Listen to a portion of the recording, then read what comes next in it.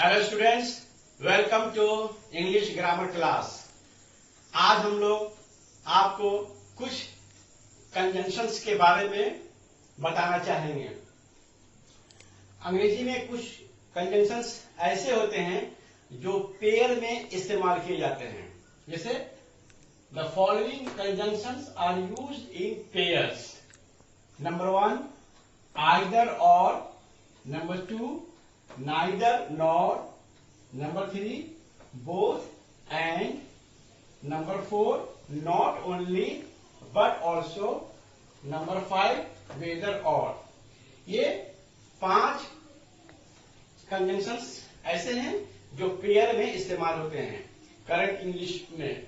ठीक है, तो इन 5 पेयर्ड कंजंक्शंस को बोला जाता है कोरिलेटिव कंजंक्शंस या कोरिलेटिव्स। इसको हम लोग कोरिलेटिव कंजंक्शंस बोलते हैं या कोरिलेटिव्स बोलते हैं। अब इसमें से हम एक का इस्तेमाल कर करके सीखेंगे। तो आज हम सबसे पहले इस्तेमाल सीखेंगे बोथ एंड का इस्तेमाल। तो हम लोग चलते हैं बोथ एंड का इस्तेमाल सीखने। Let's learn first of all how to use both and. सबसे पहले हम सीखेंगे कि जो कोरिलेटिव या पेयर्ड कंजंक्शन बोथ एंड है, इसका इस्तेमाल कैसे होता है। तो look at the following sentences.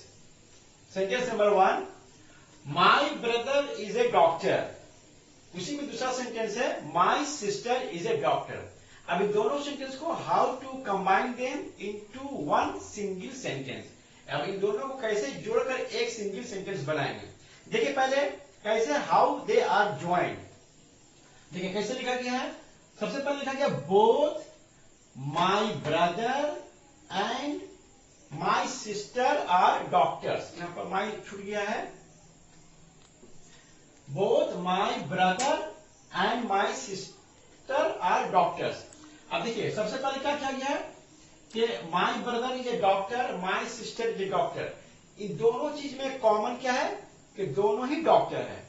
ठीक है, कॉमन चीज पहले निकाल, कॉमन चीज देखेंगे जिसमें कॉमन क्या है, डॉक्टर है। अब ये कैसे जोड़े हैं। सबसे पहले लिखा गया है बोथ। उसके बाद पहला सेंटेंस का जो सब्जेक्ट है यानी माई ब्रदर, तो बोथ के बाद माई ब्रदर। अब उसके बाद लाएंगे and, both my brother and. अब दूसरा सेंटेंस का जो सब्जेक्ट है उसको लाया है एंड के बाद यानी माई सिस्टर। ठीक है, तो सबसे पहले स्टार्ट करते हैं बोथ से। पहला सेंटेंस का लिए सब्जेक्ट माई ब्रदर, उसके बाद एंड, उसके बाद दूसरे सेंटेंस का जो है सब्जेक्ट को रखा माई सिस्टर। अब उसके बाद हो गया तब both my brother and my sister are doctors. अब यहाँ आर इसलिए हुआ है कि ये दोनों प्लूरल हो गया। अब उसी तरह डॉक्टर के लिए डॉक्टर्स हो गया। तो इस तरह से ये जुट गया, कनेक्ट हो गया, ज्वाइन हो गया। Both my brother and my sister are doctors. दूसरा सेंटेंस देखिए, the sheep are grazing, the oxen are grazing. अब यहां भी देखिए इस सेंटेंस में, दोनों सेंटेंस में कॉमन क्या है, ग्रेजिंग। अब यहां पर सब्जेक्ट है द शीप, दूसरा सेंटेंस में सब्जेक्ट है द ऑक्सन। तो उसी तरह से जोड़ा गया है। सबसे पहले देखिए बोथ, पहला सेंटेंस का सब्जेक्ट को रख दिए बोथ के बाद बोथ द शीप, उसके बाद एंड, उसके बाद दूसरे सेंटेंस का सब्जेक्ट को ला दिए द ऑक्सन। तब हो गया both the sheep and the oxen are grazing. ठीक है, 3 नंबर सेंटेंस देखिए, Afzal made 59 runs, Azhar made 59 runs. उसी तरह से इन दोनों सेंटेंस में कॉमन है कि मेड 59 रन्स। ठीक है, तो स्टार्ट करेंगे बोथ से। बोथ, पहला सेंटेंस का सब्जेक्ट अफजल एंड दूसरा सेंटेंस का सब्जेक्ट अजहर। तो हो गया both Afzal and Azhar made 59 runs. 4 number sentence देखिए, English is a foreign language, French is a foreign language. अब दोनों में कॉमन क्या चीज है कि फॉरेन लैंग्वेज है। तो स्टार्ट करेंगे बोथ, पहला सेंटेंस का सब्जेक्ट हो गया बोथ इंग्लिश, उसके बाद एंड, फिर दूसरे सेंटेंस का सब्जेक्ट फ्रेंच। तो हो गया both English and French are foreign languages. अब यहां पर हम आर लिखेंगे, यूज करेंगे बिकॉज दे आर प्लूरल। अब फिर लैंग्वेज का प्लूरल हो जाएगा लैंग्वेजेस। 5 नंबर सेंटेंस देखिए, अंसार टीचेस इंग्लिश, इरशाद टीचेस इंग्लिश। अब दोनों में कॉमन क्या है? इंग्लिश। तो पहला लिखेंगे सेंटेंस को कैसे ज्वाइन करेंगे? बोथ, पहला सेंटेंस का सब्जेक्ट अंसार और दूसरा सेंटेंस का सब्जेक्ट इरशाद। तो both Ansar and Irshad teach English. अब यहां पर टीच हो जाएगा क्योंकि ये प्लूरल हो गया। तो अब ये पूरे ज्वाइनिंग में हमने क्या देखा? इसको ज्वाइन किया गया है। ज्वाइन किया गया है, two subjects are join. Rule क्या निकला? दो सब्जेक्ट को ज्वाइन किया गया है, माने पहला सेंटेंस का सब्जेक्ट और दूसरे सेंटेंस का सब्जेक्ट को ज्वाइन किया गया है बोथ से। ठीक है, तो ये यहां जो एग्जाम्पल्स है, इस एग्जाम्पल से जो रूल निकला, रूल ये निकला कि टू सब्जेक्ट्स आर ज्वाइन। अब हम कुछ और एग्जाम्पल्स देखते हैं, वहां पर देखेंगे कि किस तरह से दो ऑब्जेक्ट्स को ज्वाइन किया गया है। अब हम लोग लर्न करेंगे how to use two different objects. ठीक है, याद रखिएगा एंड का इस्तेमाल कब होता है? एंड का इस्तेमाल होता है टू डिफरेंट थिंग्स को ऐड करने में। तो आपको हमेशा सेंटेंस में ये देखना होगा कि टू डिफरेंट थिंग्स कहां पर है। तो जहां पर टू डिफरेंट थिंग्स रहेगा वहीं पर उसको एंड से ऐड कर देना है या ज्वाइन कर देना है। अब देखिए यहां पर she bought an eraser, she bought a pencil। अब इस सेंटेंस में an eraser वन थिंग है और इस सेंटेंस में a pencil अनदर थिंग। यहां पर टू डिफरेंट थिंग्स हैं। क्या यूं कहिए कि इस सेंटेंस में an eraser ऑब्जेक्ट है और इस सेंटेंस में a pencil ऑब्जेक्ट है और दोनों में कॉमन किया है सब्जेक्ट she। ठीक है, तो हम लोग टू डिफरेंट थिंग्स को ऐड करेंगे। तो देखिए कैसे ऐड हो गया? She bought both an eraser and a pencil. तो बोथ के साथ इस सेंटेंस का ऑब्जेक्ट हम ऐड कर लिए, बोथ एन इरेजर। उसके बाद लिखे एंड, और इस सेंटेंस का ऑब्जेक्ट को यहां पर हम ला दिए। तो हो गया she bought both an eraser and a pencil. 2 number sentence देखिए, I teach English, I teach life science. अब इस सेंटेंस में देखिए यहां पर English and life science are two different subjects. ठीक है, अब इस सेंटेंस में इंग्लिश ऑब्जेक्ट है, इस सेंटेंस में लाइफ साइंस ऑब्जेक्ट है। अब यहां पर टू डिफरेंट ऑब्जेक्ट्स है, तो कैसे ऐड हो गया? I teach both English and life science, both English and life science. और यहां टू डिफरेंट ऑब्जेक्ट्स को यहां पर ऐड कर लिया गया है। 3 नंबर सेंटेंस देखिए, he got star marks in English, he got star marks in physics. अब इस सेंटेंस में देखिए टू डिफरेंट थिंग्स क्या है? इंग्लिश और फिजिक्स। ठीक है, तो इसको हम कैसे ऐड करते हैं? He got star marks both in English। इस सब्जेक्ट, इस सेंटेंस में जो ऑब्जेक्ट इंग्लिश है उसको यहां पर रख लिए। He got star marks both in English and in physics। ठीक है, 4 नंबर सेंटेंस देखिए, Newton discovered laws of motion. इस सेंटेंस में लॉज ऑफ मोशन है, इस सेंटेंस में लॉज ऑफ ग्रेविटेशन है। यहां एक ऑब्जेक्ट है, यहां एक दूसरा ऑब्जेक्ट है, टू डिफरेंट ऑब्जेक्ट्स। यहां टू डिफरेंट ऑब्जेक्ट्स को हम लोग ऐड करेंगे। न्यूटन डिस्कवर्ड बोथ,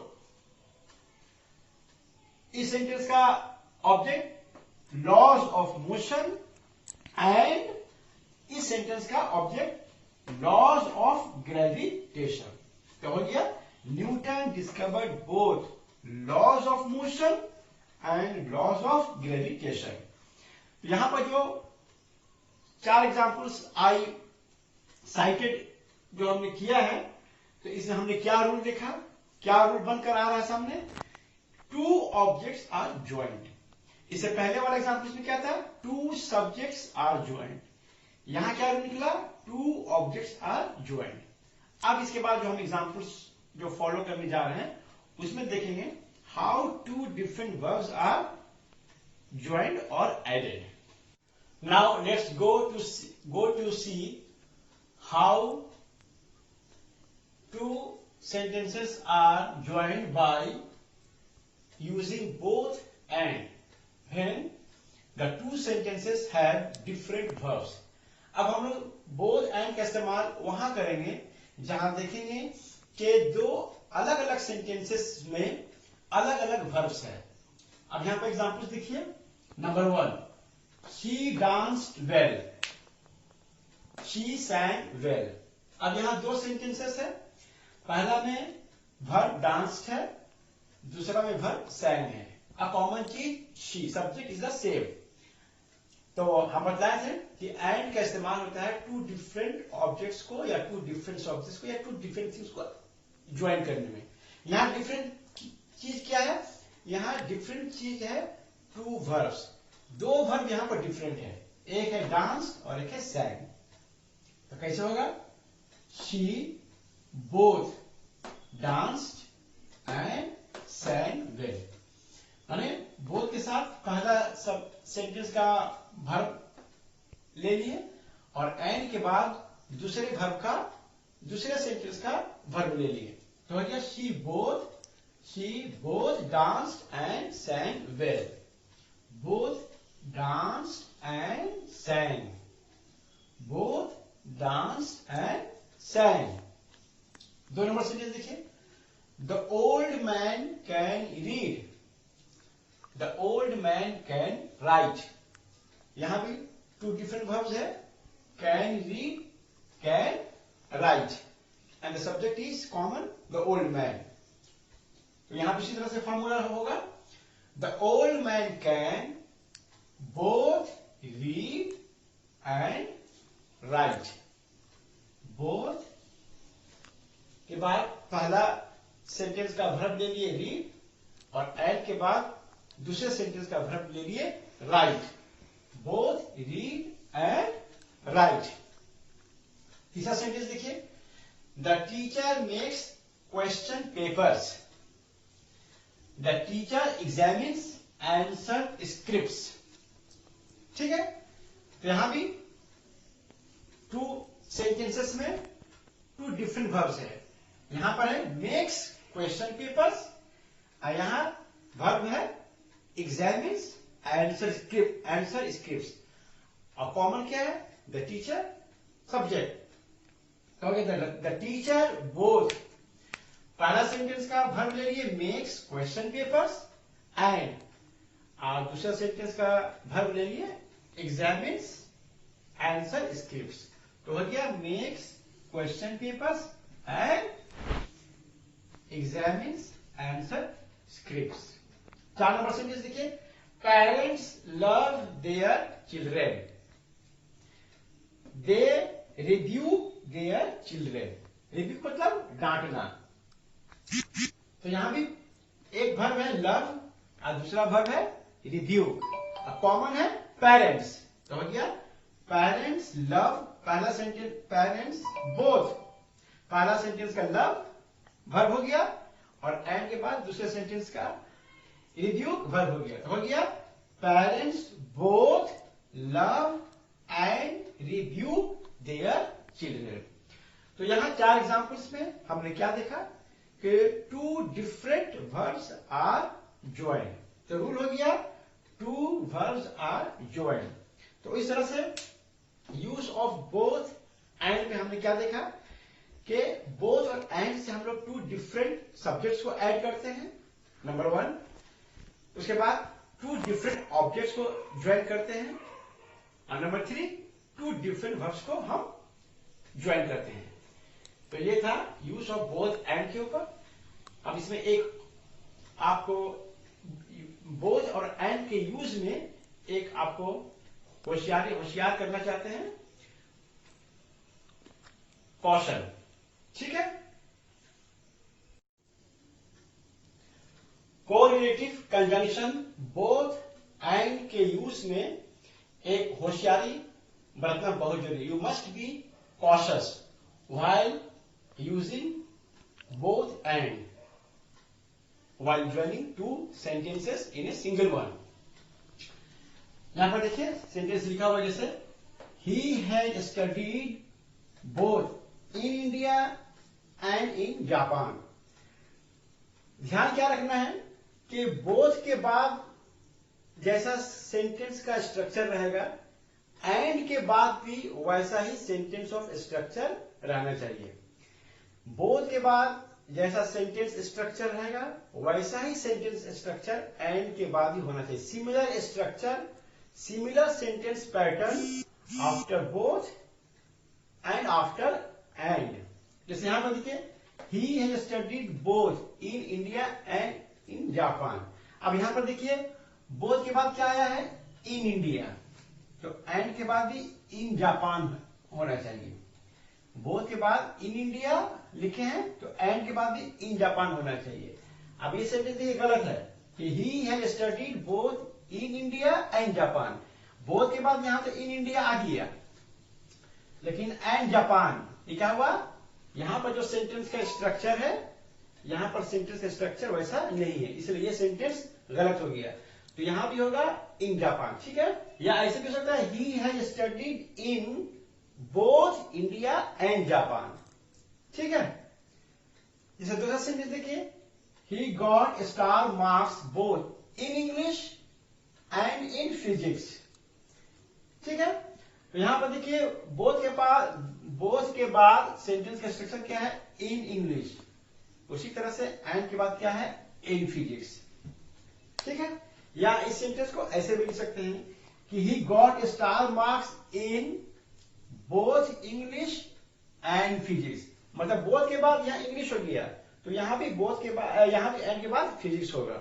अब ये सेंटेंस ऐसे नहीं लिखेंगे कि he got star marks both in English and physics. अब यहां पर देखिए अलग हो गया, यहां इन इंग्लिश आ गया लेकिन यहां पर क्या होगा एंड फिजिक्स हो गया, जबकि यहां पर इन फिजिक्स होना चाहिए। तो इस बात को ध्यान रखना है बोथ और एंड के यूज में। बोथ के बाद जैसा स्ट्रक्चर सेंटेंस का होगा वैसा स्ट्रक्चर एंड के बाद आना चाहिए। तो ये था आज का मेरा lesson correlative conjunction both and के बारे में। हम उम्मीद करते हैं कि आज का लेसन आपको बिल्कुल अच्छी तरह से समझ में आया होगा। Thank you very much.